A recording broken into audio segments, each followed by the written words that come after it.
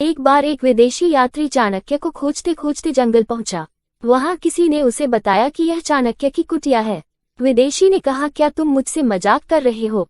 इतने बड़े साम्राज्य के प्रधानमंत्री एक छोटे सी कुटिया में रहेंगे?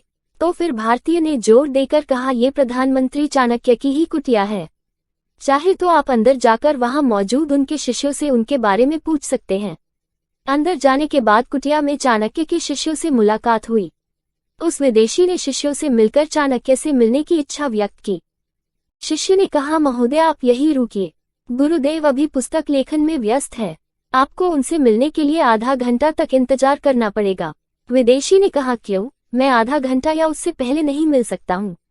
इस पर शिष्य ने तपाक से कहा, नहीं, उससे पहले आप उनसे नहीं मिल सकते, क्योंकि वह सभी कार्यों को एक निश्चित समय पर ही संपादित करते हैं। विदेशी ने कहा, ठीक है, मैं आपके गुरुदेव से मिलने के लिए इंतजार करता हूँ।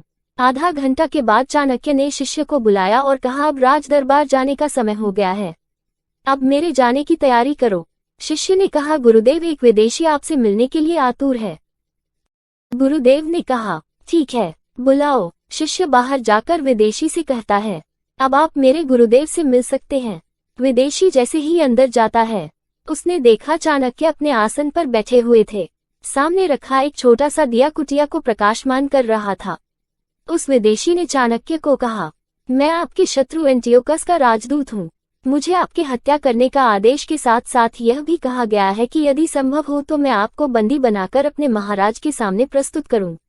इस पर महात्मा जैसे दिख रहे चाणक्य ने मुस्कुराते हुए बड़ा ही मधुर स्वर में कहा, मैं अपने शत्रु का बहुत ख्याल रखता हूँ, जिस कारण समय से पहले ही शत्रु का चाल समझ लेता हूँ। विदेशी ने कहा, तो क्या आपको पता था कि मैं आपका हत्या करने वाला हूँ? चाणक्य ने मुस्कुराते हुए कहा, जी हाँ, मेरे शत्रु एंटियोकस के राजदूत, आप पीछे मुड़कर देखिए, आपके पीछे मगध के सैनिक खड़े हैं और अब आप मेरे बंदी हैं।